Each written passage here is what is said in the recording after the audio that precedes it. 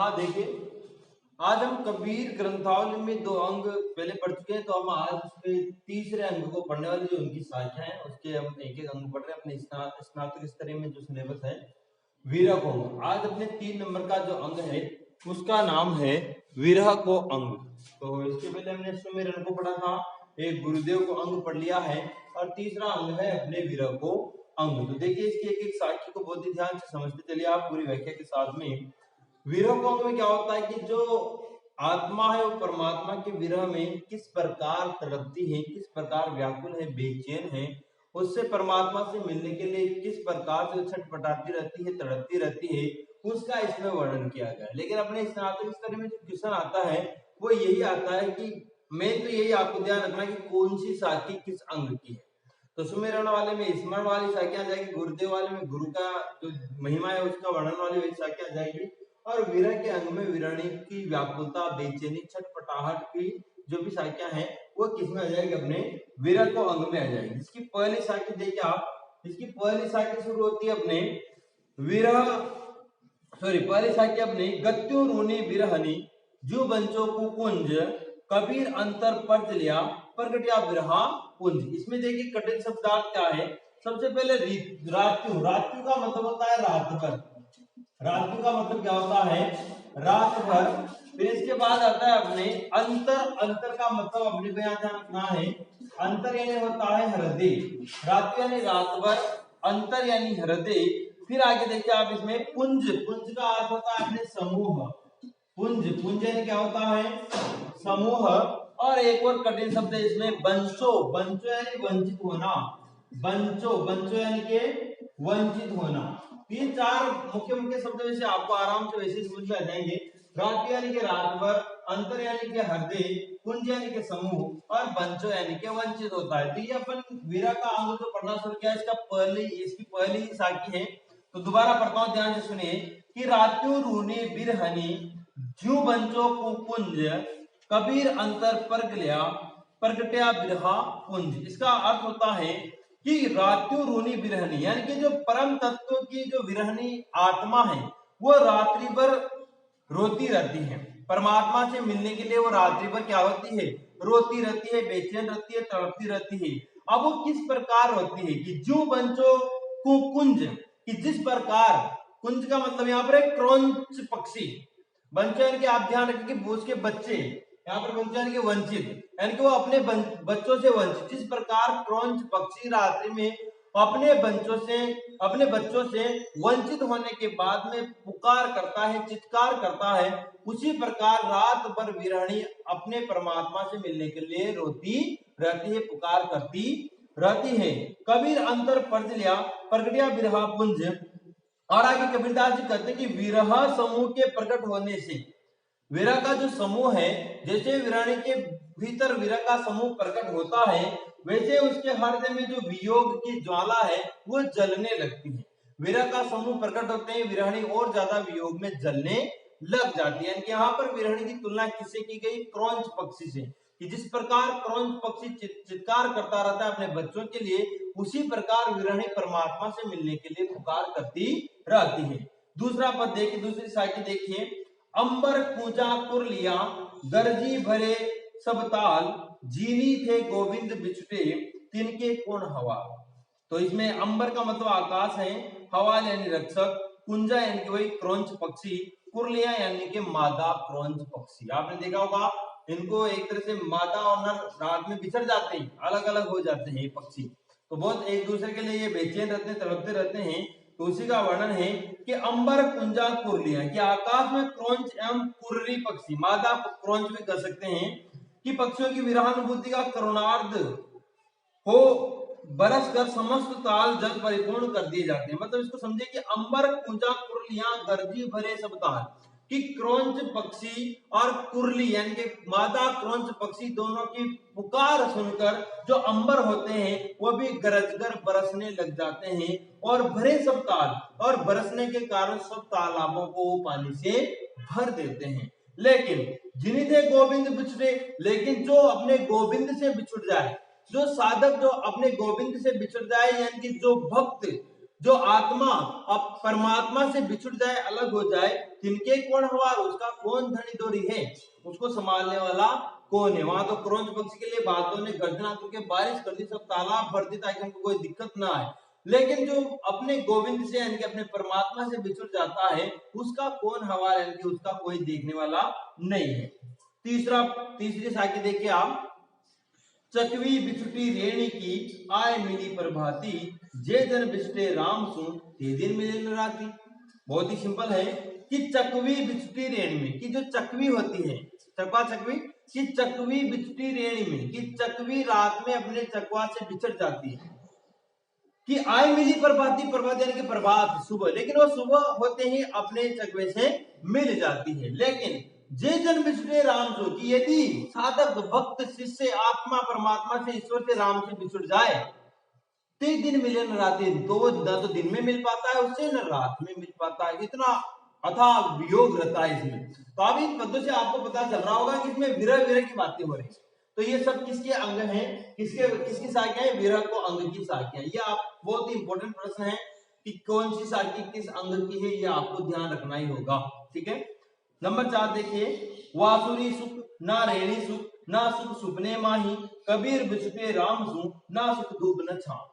फिर वो आगे कबीरदास जी कहते हैं, बांसुरी का मतलब होता है दिन, वासर, वासर कहते हैं ना दिन को, कि विरहणी जब परमात्मा से बिछड़ गई या उसके वियोग में तड़प रही है, तो उसको न तो दिन में सुख है वासुरी सुख, न तो उसको दिन में सुख है, ना रेणी सुख, और ना ही उसको रात में सुख है, रेणी यानी कि रात। ना सुख सुपने माही, सुपने मतलब स्वप्न, क्यों, और ना ही उसको सपने में सुख प्राप्त होता है। ना तो दिन में सुख मिलता है, ना रात में सुख मिलता है, और ना ही सपने में उसको सुख प्राप्त होता है। कबीर बिछटिया राम सु, ना सुख धूप न छाए। कबीरदास जी कहते हैं कि विरहणी राम से बिछड़ गई है, तो उसको न तो सुख धूप में मिलता है, न ही छाया में, यानी कि हर पल उसको विरह ही विरह की आग जलाती रहती है। बहुत ही सिंपल है।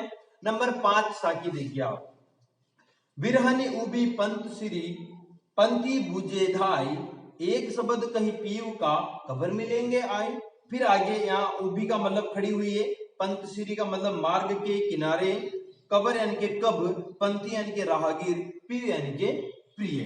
कि बिरहनी उबी पंत श्री, कि विरहणी पंथ श्री, यानी कि यहाँ पर इसका अर्थ दिया है कि मार्ग के किनारे, जो पंथ है ना उसके किनारे पर खड़ी हुई है। कौन खड़ी हुई है, विरहणी। पंथी पूछे जाए, और जो पंथी जो राहगीर जाते हैं उनसे पूछते हैं कि मेरे प्रिय कब आएंगे, मेरा परमात्मा से मिलन कब होगा। तो एक शब्द कहीं पीयू का कबर मिलेंगे आई, कि एक शब्द वो कहा पीयू का, यानी कि पीयू का अपने प्रियतम का, यानी कि अपने वो परमात्मा का संदेश लेना चाहते हैं, उसके सब बारे में एक शब्द पूछते हैं उससे कि कबर मिलेंगे आएगी, कब मुझसे मेरे प्रियतम मिलेंगे। यानी कि जो विरहणी है वो गुरु के माध्यम से, किसके माध्यम से भाई, परमात्मा की प्राप्ति किससे हो सकती है, गुरु के माध्यम से। तो वो जो पथिक जो रास्ते में जाता है, जिससे वो पूछते हैं कि मेरे परमात्मा मुझसे कब मिलेंगे, मेरे प्रियतम कब मिलेंगे, तो गुरु का प्रतीक है एक तरह से। और आगे जो प्रतीक है वो किसका प्रतीक है, गुरु का। वो अपने गुरु से विरहणी पूछती रहती कि मेरे मिलन परमात्मा से कब होगा। छठा देखिए, बहुत दिनन की ज्योति बाट तुम्हारी राम, जीव तरसे तुझ मिलन को मनी नाही विश्राम। बहुत ही सिंपल है, बहुत दिनन की ज्योति, विरहणी करे कि है परमात्मा, मैं बहुत दिनों से तुमसे मिलने की बाट जो रही हूं, कि है राम, या राम का मतलब परमात्मा ही है ना, सब ईश्वर आगे सुन। बाट तुम्हारी राम की, है राम मैं तुम्हारी बहुत दिनों से बाट जो रही हूँ, देख रही हूँ, बाट देख रही हूँ कि तुम आओगे। जीव तर से तुझ मिलन को, कि मेरा जो जीव है, यानी कि मेरा जो हृदय है, मेरी जो आत्मा है, वो तुमसे मिलने के लिए तड़प रही है। मनी नहीं विश्राम, और इस कारण मेरे मन में बिल्कुल भी विश्राम नहीं है। आ रहा है समझ में। आगे देखिए नंबर 7, बिरहनी उठे भी पड़े दर्शन कारण राम, मुआ पीछे देहुगे सो दर्शन की भी काम। आगे विरहणी कहती है, मुआ मतलब मरने पर, सो दर्शन मतलब सुदर्शन, यानी कि अच्छे दर्शन। विरहणी कह रही कि विरहणी उठे भी पड़े भी दर्शन कारण, कि विरहणी उठती भी है दर्शन के लिए, लेकिन उठने की उठ तो जाती है वो, लेकिन उसका शरीर बहुत ज्यादा कमजोर हो गया है विरह में जल जल कर, कृष्णकाय बहुत ही कमजोर दुबला पतला शरीर हो गया, इसलिए क्या हो गए वो पड़े, वापस गिर जाती है। दर्शन कारण नाम, दर्शन के लिए वो जब उठने की कोशिश करती है बेचारी, लेकिन शरीर कमजोर होने के कारण वापस गिर जाती है। मुआ पीछे देवगे, कि हे परमात्मा, हे राम, आप मेरे मरने के बाद में मुझे दर्शन दोगे क्या? मुआ पीछे दोगे सो दर्शन की काम, अगर मेरे मरने के बाद में आप मुझे दर्शन दोगे तो मेरे किस काम के? यानी कि अब मैं जीवित हूं तभी मुझे दर्शन दे दो ताकि मैं आगे भी जी सकूं, तो मेरे मरने के बाद अगर आप मुझे दर्शन देते हो तो मेरे किसी काम के नहीं है। 8 नंबर देखिए आप, मुआ पीछे जिनी मिले, कहे कबीरा राम, पाथर घाटा लोह सब, तब पारस कोने काम। तो यहाँ शब्दार्थ देखो, मुआ मतलब मृत्यु है जिनी यानी कि यदि, पाथर यानी कि पत्थर, कोने यानी कि किस।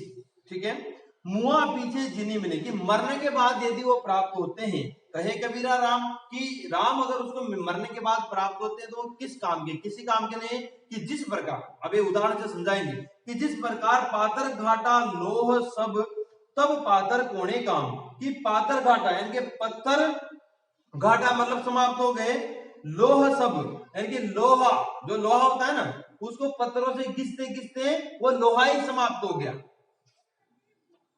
तब पारस, फिर उसको किसकी प्राप्त हुई? तब जाके उसको पारस मिला। तो अब वो पारस का क्या करेगा? लोहा ही खत्म हो गया। पारस जब लोहे को छुआते तभी तो वो जो लोहा है वो क्या बन जाता है? सोना बन जाता है। लेकिन वो तो उसको छुआते छुआते उसका लोहा ही खत्म हो गया, तब जाकर उसको पारस मिला। तो अब वो पारस किस काम का? यानी कि मेरी मृत्यु होने के बाद में अगर मुझे राम की प्राप्ति होगी, भगवान की, परमात्मा की, तो वो मेरे किस काम की? उसी प्रकार कि जिस प्रकार लोहे को पत्थरों से छुआते छुआते लोहा ही समाप्त हो जाए और उसके बाद पारस प्राप्त हो, तो पारस किस काम का? पारस कौन है काम? पारस क्या काम आएगा? फिर लोहा तो खत्म ही हो गया। आगे देखिए, तो यहाँ पर लोहा किसका प्रतीक है? विरहणी का। किसका प्रतीक? एक तरह से विरहणी का, यानी वो खत्म हो जाएगी, मर जाएगी। और वो क्या कहते हैं उसको, पारस किसका प्रतीक है? परमात्मा का। आगे देखिए, अंधेसड़ा न भाजिसी संदेशो कैया, के हरि आया भाजिसी, के हरि की पास गया। अंधेसड़ा मतलब आशंका या अंदेशा, भाजिसी मतलब नष्ट होता है, भाजिसी मतलब नष्ट होता है। कि अंधेसड़ा न भाजिसी, विरहणी की आत्मा दूती से कहती है कि मेरी प्रिय मिलन की में असफलता की आशंका नष्ट होती है, नष्ट नहीं होती। यानी कि जो विरहणी है वो अपनी सखी से कह रही है कि मेरी जो प्रिय मिलन में जो असफलता की जो आशंका है, यानी कि मुझे पता नहीं कि मैं सफल होंगी नहीं होंगी, परमात्मा से मिलूंगी या नहीं मिलूंगी, लेकिन वो आशंका मेरी खत्म नहीं होती। समझ ही नहीं आता कि मिलन होगा या नहीं होगा। भाजसी संदेशो कैया, कि आगे कह रहे हो कि अतः तुम प्रभु से कहना, यानी कि संदेशो कैया यानी कि प्रभु से मेरा ये संदेश कहना कि अंधेसड़ा न भाजसी, कि या तो वो शीघ्र, या नीचे देखो के हरि आया भाजसी, भाजसी मतलब भाग कर, कि यदि या तो हरि मुझसे भाग कर मिलने आ जाए, के हरि आया भाजसी, कि या तो हरि मुझसे भाग कर मिलने आ जाए, के हरि के पास गए, या फिर मैं हरि के पास भाग कर उनसे मिलने के लिए चली जाऊं। लेकिन मैं कंफ्यूज हूं, अंदेशा है, मुझे पता नहीं कि ये मेरा विरह का कष्ट है जो कब समाप्त होगा। 10 नंबर देखिए, आई न सको तुझ पे, सकुन तुझे बुलाए, जीरा यो ही लेहुगे, बिरह तपाए तपाए। फिर आगे कहते हैं कि जीरा मतलब जीव प्राण, लेहुगे मतलब लोगे। आई न सको तुझ पे, विरहणी कह रही है कि मैं तेरे पास भी नहीं आ सकती, हे परमात्मा अभी मैं इस लायक नहीं हूं, यानी कि मैं अभी विषय वासनाओं में, भोग वासनाओं में लिप्त हूं, इसलिए मैं तेरे पास भी नहीं आ सकती हूँ। सकुना तुझे बुलाए और ना ही मैं तुझे बुला सकती हूँ, इतनी मेरी वैल्यू भी नहीं है। जीहरा, जीरा यो ही ले लोगे, क्या आप मेरा ये जो जिए, जीरा मतलब हरते, ऐसे ही ले लोगे? बिरह तपाए, बिरह में तपा तपा कर ही क्या आप मुझे मार डालोगे क्या? न तो मैं आपको बुला सकती हूँ, न मैं आपके पास आ सकती हूँ, लेकिन विरह में तो चल रही हूँ, क्या आप मुझे से विरह में तड़पा तड़पा कैसे मार डालोगे? 11 नंबर देखिए, यह तन जालो मसी करूं, जो दुआ जाय सरगी, मति वे राम दया करे, बरसी बुझावे आगी। तो मसी का मतलब होता है सार या राख, सरगी मतलब स्वर्ग, और मति यानी संभव है, अग्नि यानी आग, और विरह यानी के दुख। तो देखिए, यह तन जालो मसी करो, यानी कि विरह की इस असहनीय अवस्था में जो विरहणी है वो क्या कर रही है कि अब तो मैं ऐसा करती हूँ कि विरही तन जालो मसी करूं, जो धुआं जाए सर। अब इस विरह में मैं अपने तन को जलाकर क्या कर दूं? मसी कर दूं, यानी कि राख कर दूं। फिर क्या होगा? जो धुआं जाए सरगी, और उसमें से जो निकलने वाला जो धुआं है वो कहां जाएगा? उठकर स्वर्ग में जाएगा, तो परमात्मा के पास जाएगा। मति में राम दया करी, कि मान लो उससे वो राम थोड़ा सा मुझ पर दया कर दे, तो आप तो धुंधाड़ो या बला आएगी। हाँ, धुआं आने लगी, अब तो जलकर ही भस्म होगी, फिर तो दया करेंगे। बरसी बुझावे अग्नि, और वो अपने प्रेम को बरसाकर मेरे इस आग को बुझाने का प्रयास करे, तो मैं जलकर भस्म हो जाती। आगे देखो 12 नंबर, यह तन जालो मसी करो, लिखो राम का नाम, लेखनी करो करंक की, लिख लिख राम पठाओ। यानी कि करंक यानी कि होता है अस्थि, और अस्थि पंजर, और पठाओ यानी कि भेजू, मसी यानी कि यहाँ पर क्या है, स्याही। कि यह तन जालो मसी करो, कि मैं इस तन को जलाकर क्या कर दूं, मसी कर दूं, यानी कि क्या बना दूं, स्याही बना दूं। लिखो राम का नाम, और उस स्याही से, और लिख को लेखनी करूं, यानी कि लिखूं करंक की, करंक मतलब जो हड्डियां है ना, उसका तो मैं पेन बना लूं, हड्डियों का क्या बना लूं, मार्कर बना लूं मोटा सा, और उसमें फिर जो मेरी जो स्याही है, जो मेरे शरीर जलेगा, उसको मैं उसमें क्या डाल दूं, स्याही बना लूं, और फिर उसे मैं क्या लिखूं, लेटर लिखूं भगवान। हाँ, लिखो राम को नाम, और मैं उससे फिर परमात्मा का नाम लिख लिख कर क्या करूं, लिख लिख राम पठाऊं, पठाऊं मतलब भेजू, कि लिख लिख कर उसे मैं राम का नाम लिख लिख कर किसको भेजू, राम को भेजू, ताकि उनको दया तो आएगी, भाई अपनी हड्डियों से लिख रही है। देखो वीरानी का वीरत देखो आप, हाँ, पूरे शरीर को जला के स्याही बनाओ, फिर हड्डियां बचे ना उसमें स्याही को डालो, फिर उससे उसका प्रियतम का नाम लिखो, देखे प्रियतम कैसे प्राप्त नहीं होगा। हाँ, करके देखना। आगे देखिए 13 नंबर, कबीर पीर पिरावनी, पंजर पीड़ न जाई, एक जब पीड़ परिति की, रही कलेजा छाई। पीर यानी के वेदना, पीड़ा, दुख, दर्द, पिरावनी यानी कसक पूर्ण, पिरावनी यानी कसक पूर्ण, पंजर यानी के शरीर, अस्थि पंजर कहते हैं ना अपन शरीर, प्रीति यानी के प्रीति या प्रेम। कि कबीर पीर पिरावनी, कबीर कहते हैं कि पीड़ा बड़ी वेदनापूर्ण होती है, यानी कि जो पीड़ा होती है ना, वेदना, दुख, विरह का, वो बहुत ही दुखदायक होता है, वेदनापूर्ण होता है। पंजर पीड़ न जाई, शरीर की पीड़ा ही इतनी कसमक, क्या है, कसकमय होती है, यानी कि बहुत ज्यादा दुख देने वाली होती है। पंजर पीड़ न जाए, यानी कि जो शरीर की जो ये पीड़ा है बहुत ज्यादा कष्ट देने वाली होती है। एक जब पीड़ परिधि की, कि उपचार करने पर भी न जाती है, फिर प्रेम की जो पीड़ा है वह तो सर्वथा ही उपचार से बाहर, यानी कि रही कलेजा छाए, वही असह्य पीड़ा हृदय में समा गई। यानी कि जो प्रेम की जो वेदना की जो पीड़ा है वो असहनीय है, कसक रखती है अंदर अंदर, वो हृदय से बाहर नहीं निकल पाती है। तो ये जो प्रेम की पीड़ा है वो कलेजे में हमेशा अंदर ही अंदर चुभती रहती है, जब तक परमात्मा की प्राप्ति नहीं हो जाती। 14 नंबर देखिए आप, चोट सतानी विरह की, सब तन जर्जर होई, मारण हारा जानी है, कई जी लागी सोई। सतानी मतलब व्यथित करती है, जर्जर मतलब जीर्ण या क्रश, कि चोट सतानी विरह की, जो विरह की जो चोट है वो बहुत ज्यादा सताती है, सतानी मतलब सताती है, व्यथित करती है, पीड़ित करती है। सब तन जर्जर हुई, और जो सारा शरीर है वो उस पीड़ा में जल जल कर कैसा हो गया है, बिल्कुल कमजोर हो गया, क्रशकाय हो गया, बिल्कुल पतला दुबला हो गया है। मारन हारा जाने है, के जी लागी सोई, और उसे जो मारने वाला है वो दूसरा, यहाँ है कि दूसरा उसको जो इस पीड़ा को प्रदान करे, यानी कि दो ही व्यक्ति इस चीज को समझ सकते हैं, विरह की पीड़ा को दो ही व्यक्ति समझ सकते हैं, एक तो मारन हारा जानी, यानी कि जानता है, जो पीड़ा दे रहा है ना आपको विरह की, वो जान सकता है एक तो आपके दुख को, और एक जे जी लागी सोई, और जो जिसके अंदर पीड़ा है वो व्यक्ति जान सकता है, यानी कि इस दर्द को केवल दो ही व्यक्ति समझ सकते हैं, एक तो जो पीड़ित है वो, और जिसके माध्यम से पीड़ित है वो, दोनों।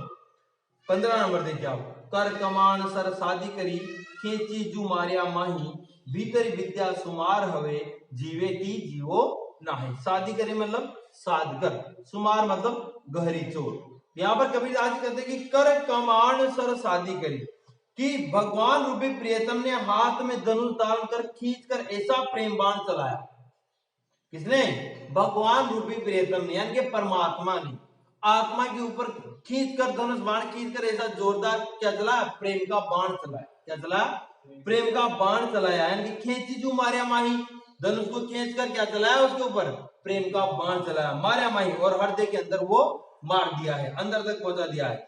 भीतर विद्या सुमार हवे, और उसका जो प्रेम का जो तीर चलाया, उसकी जो चोट है वो हृदय में बहुत गहरे तक लगे। भीतरी विद्या यानी कि विद्या का मतलब भेद दिया, भीतर यानी कि अंदर तक, यानी कि आत्मा यानी कि जो विरहणी है उसके हृदय को अंदर तक वो प्रेम रूपी तीर ने अंदर तक उसको भेद दिया।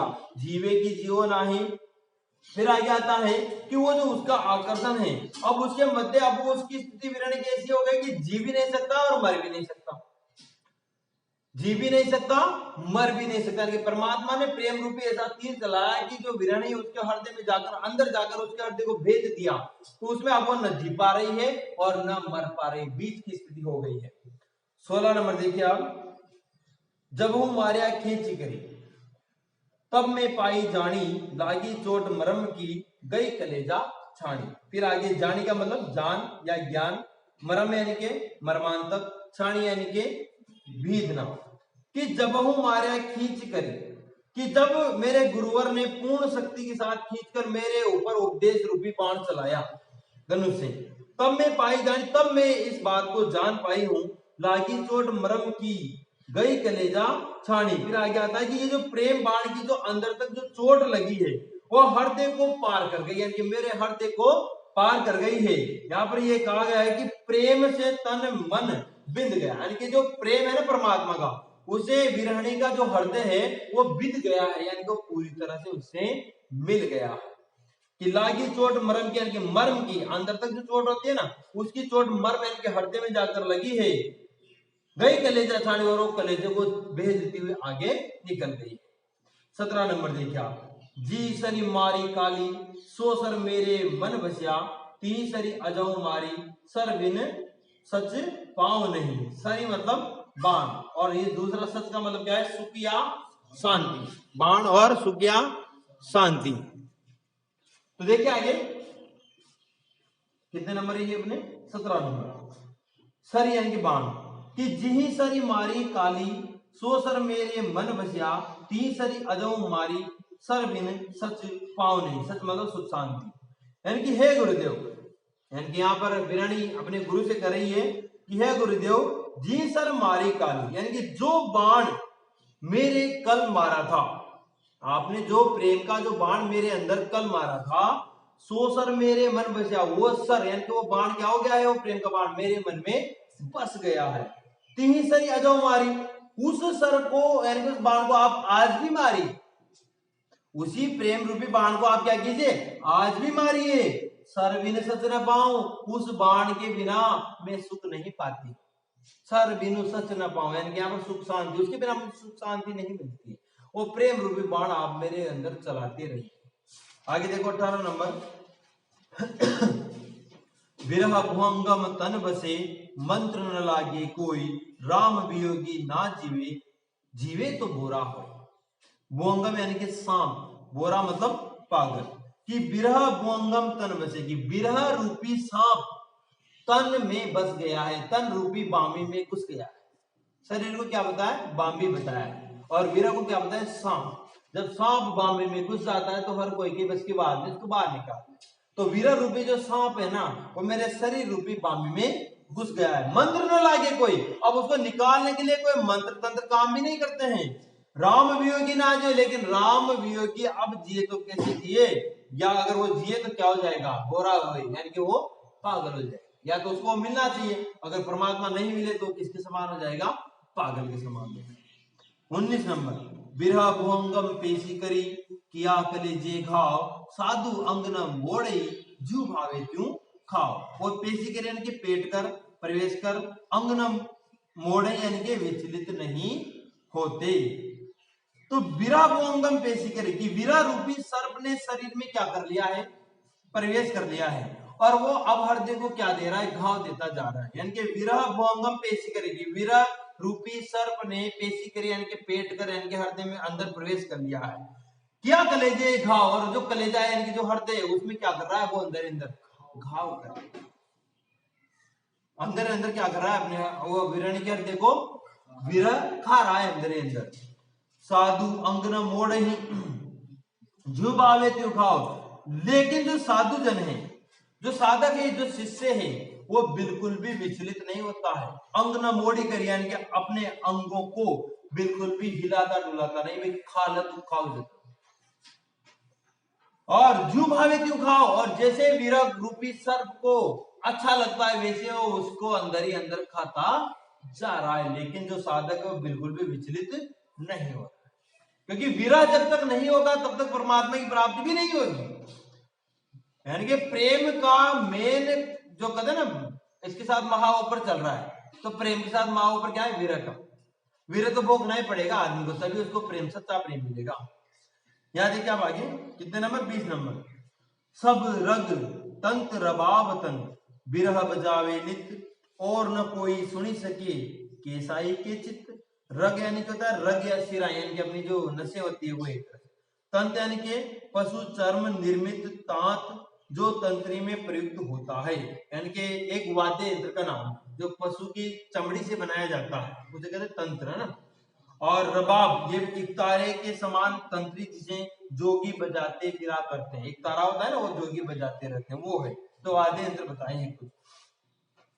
तो सब रग तंत्र रबाब तंत्र यानी कि सब रग यानी कि शरीर रूपी तंत्री पर सिराओं रूपी तांतों को विरह नित्य बजाता है।